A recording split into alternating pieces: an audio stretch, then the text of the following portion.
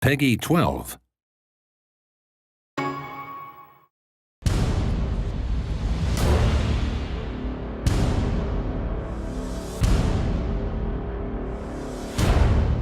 Hi, this is Tim Schwalk, producer on Heroes of Ruin at InSpace, and today we're going to focus on multiplayer gameplay and the Gunslinger.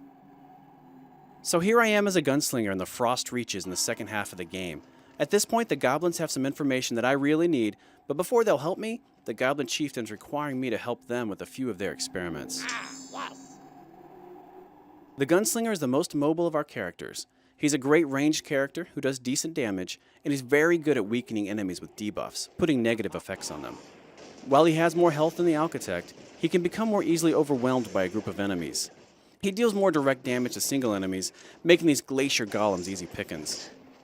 Here I'm using a mix of my default charge attack, my powerful bullet storm ability, and bullet barrage, which allows me to strafe as I fire. He's strong enough to play alone, but he's fantastic paired with other characters.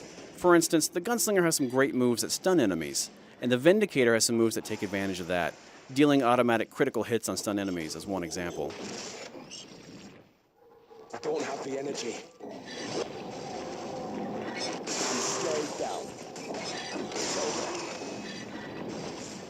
Here I'm using the armor-piercing buff, which allows me to fire through enemies, dealing damage to those behind them.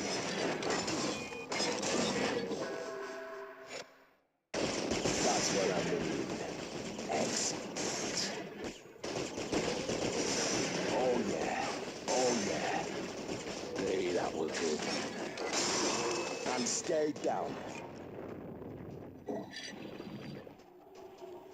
Here you can see how our seamless multiplayer experience works. As a host, you'll get a notification when someone joins or leaves your game, and at that point, the difficulty of the level will adjust itself on the fly. Up to 3 others can join my game, either locally or over Wi-Fi, and these can be either friends or strangers. You can voice chat with friends over Wi-Fi, and you can even talk to non-friended players if your system's parental control settings allow for it.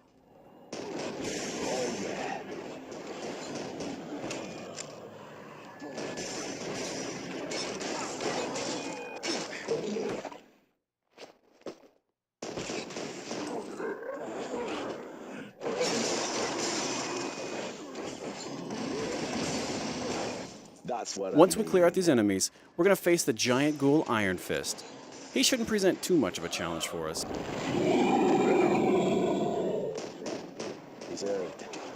Here's an example of a simple strategy you can use when you combine a ranged character with a melee character. The Savage can keep enemies at bay with his strong melee attacks, while the Gunslinger fires at them from a safe distance. There are, of course, more in-depth strategies where specific powers are concerned, but this is a tried-and-true way to combine forces. At this point, the Goblin Chieftain and his scientists are going to bring together all of the knowledge we've helped them gather through the experiments, and they're going to try and create their very own hero. As with all battles in the game, this one actually becomes more difficult as additional players join the fray. Of course, with additional allies, you open yourself up to all sorts of strategic advantages. Unfortunately, something goes terribly wrong, and we're left to clean up the mess. The Goblin Colossus attacks actually resemble some of the experiments you helped the Goblin scientists complete. The Goblin Colossus also becomes more dangerous as he nears death. He has a desperation buff that boosts his damage potential when he's low on health. One cool thing to note is that all buffs are shared between party members at certain distances when they're at their max level. Another cool thing is that you can earn benefits by playing with your friends. Heroes of Ruin is a lot of fun when playing alone, but the full potential of the title is unlocked when you join the quest to cure Ataraxis with other gamers. Watch for Heroes of Ruin, coming soon exclusively to the Nintendo 3DS.